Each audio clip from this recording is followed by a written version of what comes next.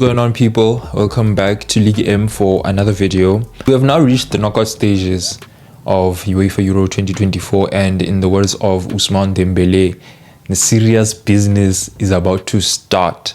So you know I have to get in my predictions for the round of 16. You already know what it is. Without wasting any time, let's do it. Switzerland versus Italia. It's not really an obvious fixture even when you look at it on paper, because on one hand, the Swiss made it out of their group without losing a single game. The Italians did not. And in fact, they had almost lost their final game against Croatia. And in my opinion, when it comes to the attack, the Swiss are much more assured in front than the Italians. So there's a lot of things to look at here, meaning their front men have not really fired on all cylinders consistently. The midfielders and defenders have been their best players in this competition so far. I think this game will be cagey. I think it'll be tactical. The teams are going to try to size each other up. It's not going to be very open. It's not going to be as open as you would expect. I think the Italians will be excellent in build-up, but I think the Swiss will have more clear-cut chances. Federico Chiesa will probably hit the post. The Swiss will score first and will look to dig in, but I think the Italians have a goal in them, so they will equalize to take the game to extra time. And the game will not be settled after 120 minutes. So my bet is that the Italians will go through on penalties. Okay, moving on. Germany versus Denmark. The Germans are obvious favorites for this fixture, but if you ask me, that really comes with conditions. The Danes can dig in when necessary, and they will try to do so and lock up shop. They will try to make sure that the Germans do not get any space to operate. The Germans will be tested again, and we've seen so far that when they are tested, they tend to not be make sure. Last time they played against a half-decent side, they had to come back from behind to rescue a point. And I think we'll see more of the same still, especially if Kai Havertz starts at the front. Like, no shade against him, but I think the past couple of weeks, they've struggled to be clinical. But I think with them having more of the possession and more of their dangerous players being on the ball, someone like Jamal Musiala will help to open the scoring for the Germans. You know, he'll use some of his footwork to dance in the box and curl one in to the bottom corner. The Danes will equalize, let's say, through a Pierre-Emil Højbjerg screamer. But Niklas Füllkrug will come in and header in the winner in the 80th minute for Germany to go through 2-1. England versus Slovakia. Hey, these guys always have it easy, man. Surely this time Gareth Southgate will realize that he needs to balance out the team in terms of squad selection.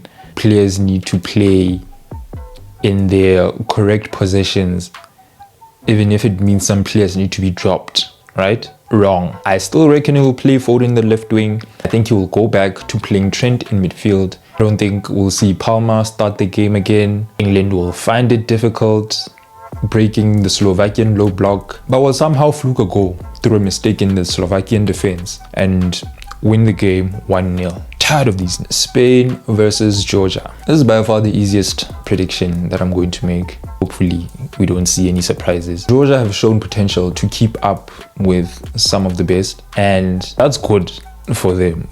I think for entertainment value, I would like to see them, you know, try to at least cause problems for Spain. But I'm afraid we might not see that, because I think they'll be chasing the ball for most of the game, if not the whole game.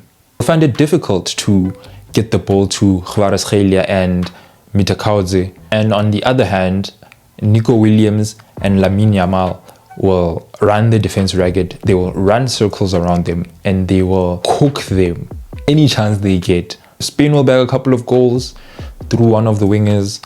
Morata will definitely be on the score sheet. Fabian Ruiz, I think, will have a masterclass in midfield Marco Correa, a masterclass in defense.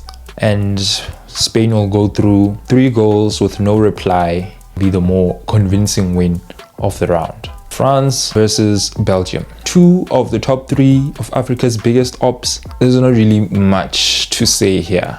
Not really giving Belgium a chance. I think France will wake up and realize that own goals and penalties will not really cut it to win this time, and will want to make sure that they win the game at any and all costs. I think Kylian Mbappe will open the scoring. Romelu Lukaku will miss another open chance, or even have another goal denied for offside. But I think Belgium will find a way to get back into the game, maybe through Kevin De Bruyne. But then France will bag 2 more goals to win the game through Antoine Griezmann and Olivier Giroud off the bench to win the game 3-1 and go through to the quarterfinals. Next. Portugal versus Slovenia. This is the kind of opposition that Portugal like to play against. Like, this is their bread and butter. If we're really being honest, Slovenia really have no hope in this match, because who realistically are they going to look to? You have Benjamin Sesko, Jan Oblak, and then there's everyone else.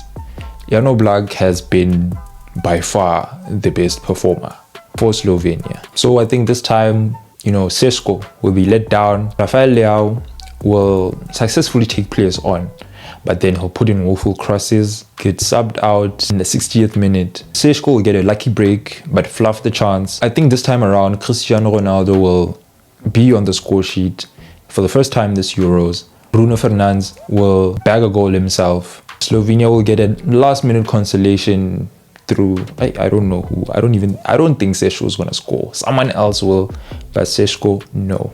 Portugal go through 2-1. Romania versus Netherlands. This match is a bit tricky. Like, Romania are in uncharted territory. There's a strong likelihood that the occasion may get to them and they will just crumble under the pressure. But I think they will be just fine. I think they will put up a fight, despite the Dutch being in a good place themselves in this tournament. I think the Dutch will have most of the ball and create more of the chances. Romania will hold their own, but I think the Dutch will be too much for them. 2-0 win with goals from Cody Gakpo and Xavi Simons.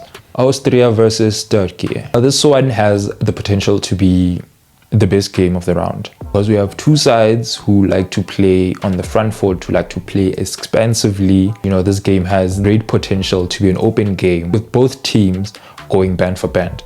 I think the Turks will miss the creativity of Hakan Çalhanoğlu.